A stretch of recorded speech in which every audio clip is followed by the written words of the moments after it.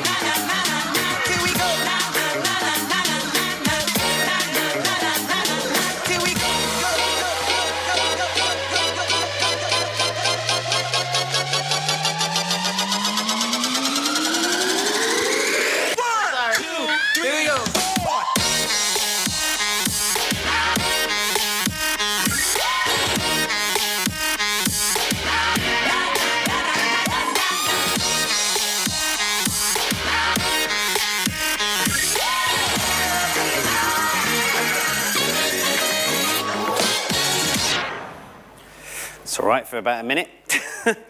What's different this time? I'll rattle through this sort of stuff. We all know it. Head-mount displays, wherever new technology showing us different worlds.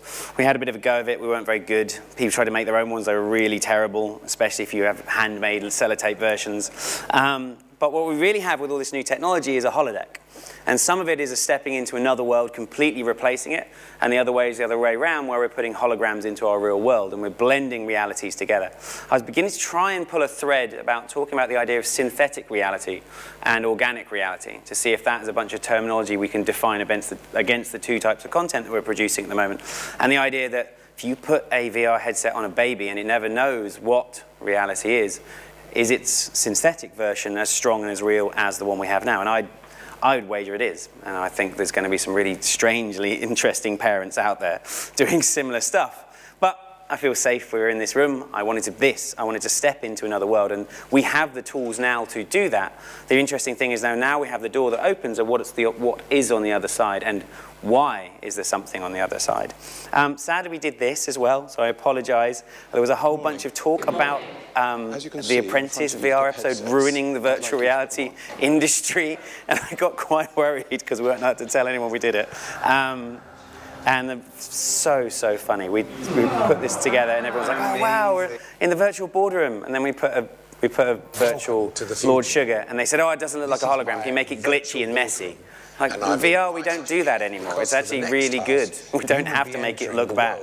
But bless them, we made 2 VR games in 18 hours and launched them at Comic-Con. And it showed that you can't get, if your creatives are idiots, they're still going to produce terrible stuff, even with the best people to help them. And it made a good TV show, though. So head-mounted displays, there's millions of these. The top ones, there was more than I could put onto a slide, but we know the bottom 3, once you put them on, it transports you to some other reality. And the virtual reality stuff is really gathering pace, and we have consumer devices, so the Rift, the Vive, and the PSVR. And I think they're amazing, because they do give me another universe. But I use them in the very similar way I use them I watch cinema. I go and I stop, I turn my phone off, and I watch this for a while, and then I come back to my world. But it's very much a defined moment in time to stop what I'm doing and engage with something else. We haven't quite got the social stuff there yet. We haven't made it a thing that I use day to day. Whereas if you try a HoloLens or a mixed reality headset, those things that blend, you suddenly realize that that's something you're going to wear all the time. And it will, once it gets to about this size, make a fundamental difference to humanity. We'll talk about that in a little bit. Can make your own ones. I have to eat a hat because I had a bet on these guys coming out with something and they didn't. I'm hoping it's a fruit-based hat, but at some point. But it's really about content. And the reason that I talk about content is we don't make games. Not in the truest sense, not in the way that Pocket Gamer would normally produce games. We use real-time engines. I'm trying to stop saying game engines because even my clients get confused. But the ability to have a renderer that works in 11 milliseconds instead of 11 hours, it allows me to make content really fast. And if I can make it update in real time, then I can make content and stories that adapt and change around you. But it doesn't fix anything. Bad VR was worse than anything you could have imagined over the last few years. We've got better at it. And then bad HoloLens stuff is exactly the same. Imagine it's something that's always poking you in the eye or jittering around your universe. It doesn't help you. 130 years to do film. We're very good at it. 40 years to do games. We're really good at those. So just look at the rest of the work around the place. Only 3 years to do VR. And that's why a lot of people stand up here and say, oh, we don't know what we're doing. It's it's the Wild West and it's other stupid statements like that. But really what they're saying is we haven't iterated enough. We don't have all of the answers. I will very proudly say I've done very good things and some very bad things in every single project we've done. And so we try and learn from them, and you've got to do exactly the same thing. For me, the VR space has a bit of breadth. 360 film, mono, is at one end. You go through cinematic, which tends to be stereo. You go through hybrid, which begins to mix it together, and you get to virtual reality experience, VRE, VRX, or something like that, which is real time. And the real difference is that one end's linear, and the other is interactive. And I start talking about the idea that one's storytelling in a directed medium where we're defining a story, and the other side is a story living medium where we're in it. We're flying, we're driving, we're shooting. The gaming industry understands that very, very, very well already, but we haven't brought that back into where it's the mix of a directed narrative and something I have choice in. Within BAFTA, we're beginning to talk about 3 other areas as well that goes beyond film, TV, games, and anything else. We're talking about experiences which are either passive, so they sit back and I'm just going to let this happen.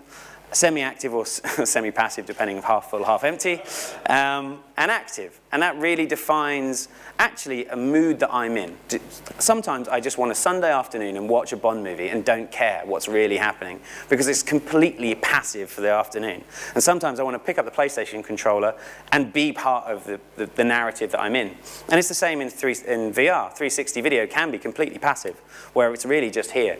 I don't want to be spinning around at all, but if I have to search out the narrative, then that's kind of semi-active. And we go all the way through. So it's helping us communicate with our clients and the type of work we're doing. Home was a piece of content. I won't stop on it too long, but it lets you climb around on the International Space Station and be Tim Peake. And as a piece of VR, it started off as a training mission. So similar to how the guys before me were talking about World of Tanks, we were just going, well, let's let people be an astronaut. And this is their Unreal Engine training simulator. It's not particularly great. So much so that we actually, when we met some astronauts and put them through it, they were telling me that we should go and talk to JPL because it would have really helped to get her training down a little bit better. And I went from grown-up to 12-year-old boy immediately, and being stunned next to this person. When it comes to social, this is something we did before Christmas.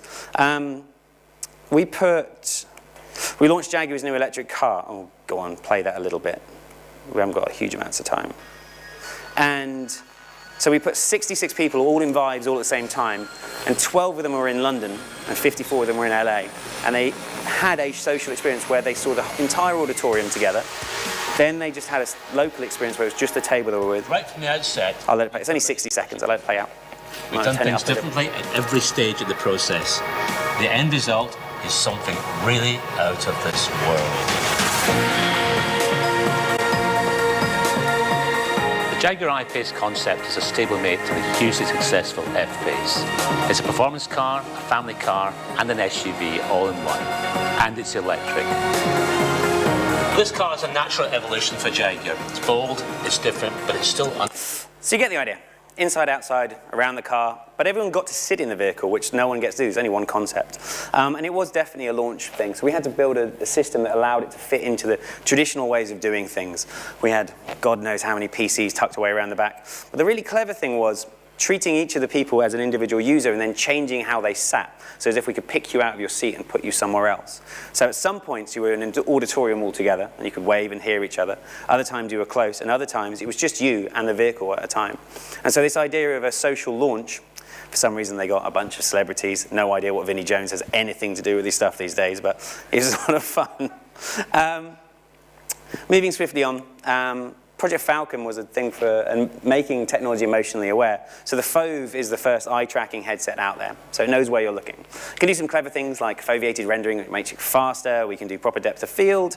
I won't show you too much of the trailer. But you get the idea. Shooting lasers out your eyes and tanks and all that sort of stuff. It was kind of a dream job. But where eye tracking goes is really creepy, really swiftly. We've all seen this, I won't play it out.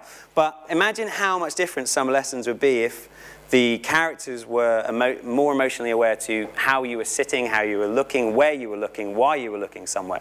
And they could react differently and tell you to fuck off, or not, depending on what mood they were in.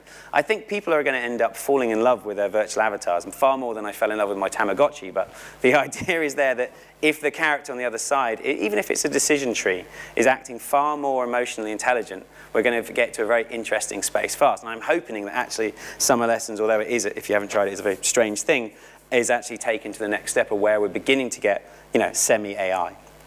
VR, virtual reality experiences are going to end up like this. So more like Secret Cinema. I'll go to a place, I'll experience the universe for a while, and some actors and actresses will run around.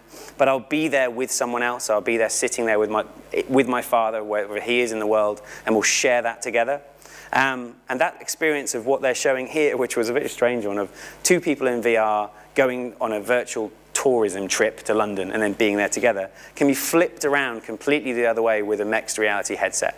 So I am wearing it and I have someone brought with me in that space at the same time. Just look at the prevalence and the kind of simplicity of the Snapchat glasses, the spectacles, the ability to instantly press a button and get anyone to see exactly what you're seeing. The Brave New World, we don't have much time, but people are really worried of this. I'm not. You found Cartman like this, and you think he's somehow trapped in virtual reality? Yeah. I didn't know if there'd be children's presents, so I thought I'd cut it early. But VR arcades, the idea that people's reality is going to be something better than the world they're in. But I think there's some interesting ideas there. I'm going to go back to my crappy house, and I'll put a headset on, and I'll see a big house and a 105-inch screen, and I'll be on the top floor instead of the basement.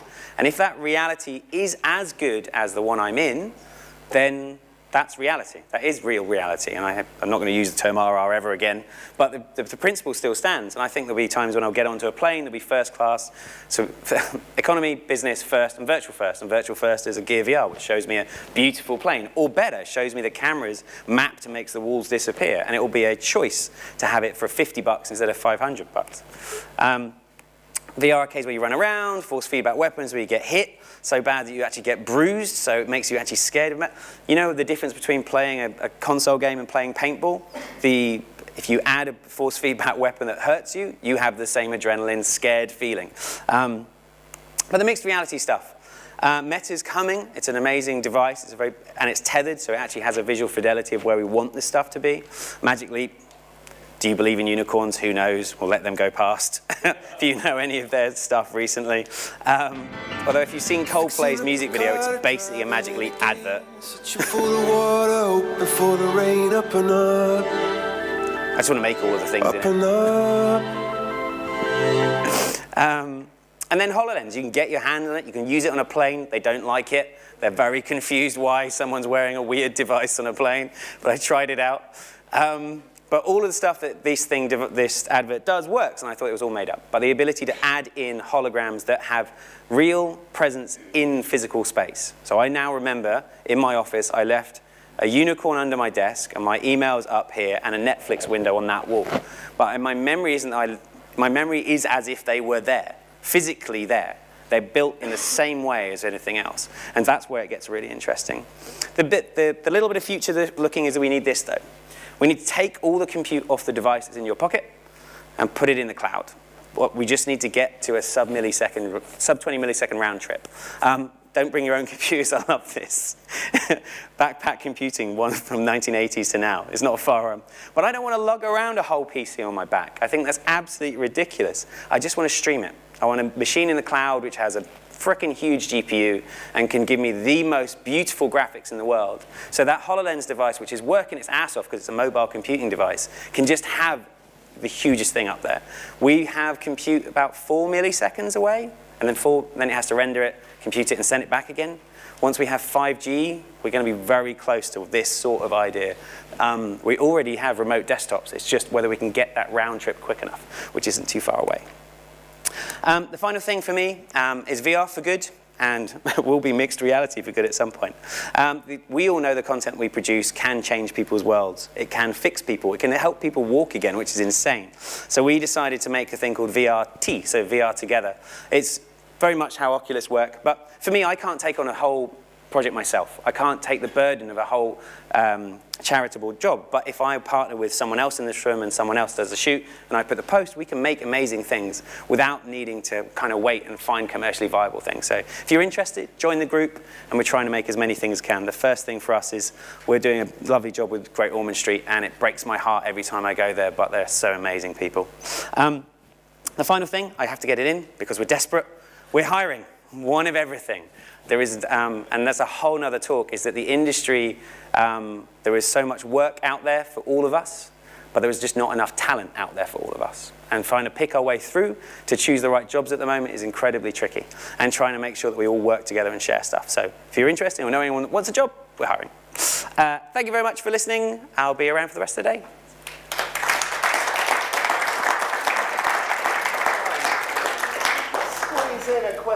Oh, I get it.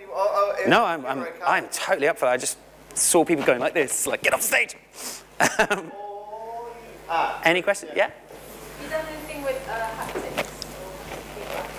Yes. So we've got a pro racing simulator for a job recently, one of those massive, ridiculous D-box systems, and it does add a huge amount to be able to be moved around. But the ones that's more interesting is once you can get haptics like this. But these sensors are so good at telling what they're touching that when you fake push them, they never feel right. So I think we're a little way off to get haptics. You saw the one where you can get hugged and all that sort of stuff, which is a bit strange.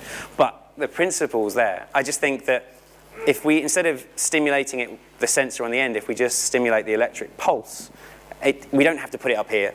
We just put it here. I don't care where we put it. I think so. I think we need electrical implants to get haptics to work properly, which is a bit odd. I know, but we're getting close. I'm going to be one of those people with an RFID chip under my arm so I can do my bank statements and all that sort of stuff. But we're not quite there yet. Yeah? So, Pablo from ARM. Just curious, you said we need streaming for real good sort of portable VR. What do you think about mobile VR? I think it's phenomenal. I think 360 video lives as mobile VR, and that's the best stuff for it. So we just need it to run about 8K in stereo if possible. If you can make that happen, that'd be lovely. But the real-time engine-driven stuff, for you to be able to brute force in the GPU that's needed onto a mobile platform is just, in my opinion, a bit of a waste of silicon. If we can just take all of that out, instead of trying to compress it into a tiny thing for my pocket, if we leave it big and comfortable, but then just get this streaming technology down, we're going to open it up to making it far more cost-effective, in my opinion. But mobile VR is brilliant. If you haven't tried a Daydream, that's where we need all of the devices to go. It's comfortable, it's fast, it's easy, the pointer is simple to use, it's a joy to wear.